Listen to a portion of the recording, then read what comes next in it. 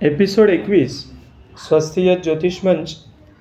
मी दिगंबर शास्त्री तुमचे स्वागत करतो.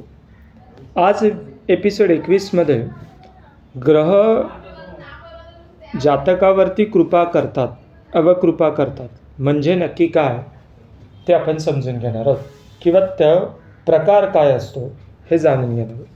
चला तर, जेव्हा ग्रह तुमच्यावर कृपा करायचे ठरवतात तेव्हा ते सर्वात आधी तुमच्या आसपासच्या लोकांना बदलतात.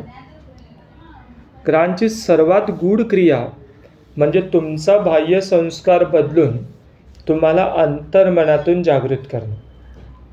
या भागात गुरुची कृपा दिसण्याचे पहिले लक्षण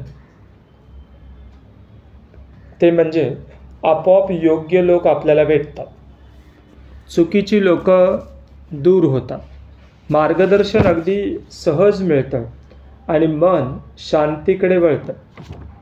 हे गुरुग्रहाचे काही गुप्त संकेत म्हणू शकतो आपण. तसेच शनीची परीक्षा म्हणजे दंड नव्हे तर ती परिवर्तनाची सुरुवात आहे. शनी तुमच्याकडे 3 गोष्टी मागतो. पहिली शिस्त, दुसरी संयम आणि तिसरी म्हणजे स्वच्छता, मन, व्यवहार आणि पैशाची. जो हे 3ही सांभाळतो त्याच्यावर शनी अनंत कृपा करतात.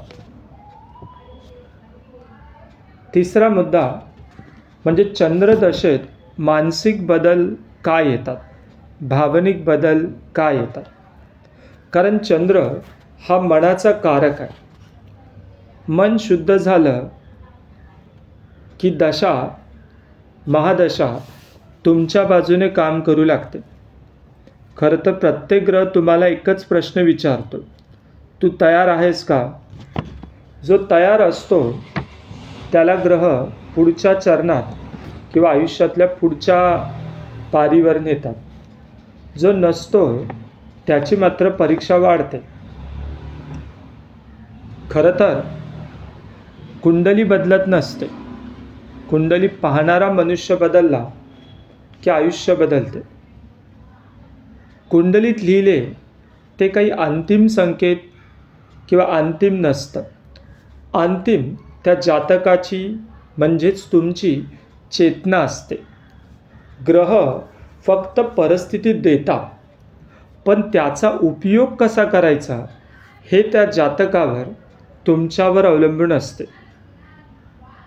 जसे की गुरु शनीची जुगलबंदी.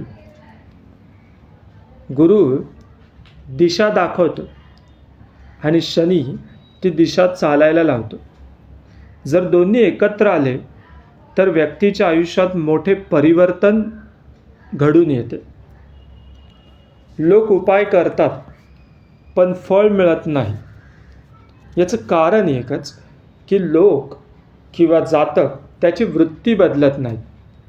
मंत्र चालतो, ते करतात, दान करत राहतात, पूजा करत राहतात, पण मनातल्या भीती, अहंकार आणि नकारात्मकता मात्र तशीच ठेवतात. म्हणून उपायामध्ये फळ मिळत नाही. मन जितकं पवित्र, फळ तितकंच जलद मिळतं.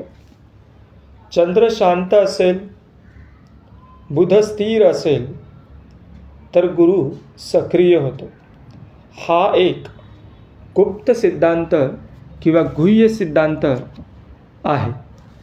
यामुळे गणितापेक्षा मानसशास्त्र इथं महत्त्वाचं ठरतं. थोडा वेळ डोळे बंद करा, दीर्घ श्वास घ्या. पांढरं प्रकाश किरण तुमच्या डोक्यावर येत आहे असा कल्पना किंवा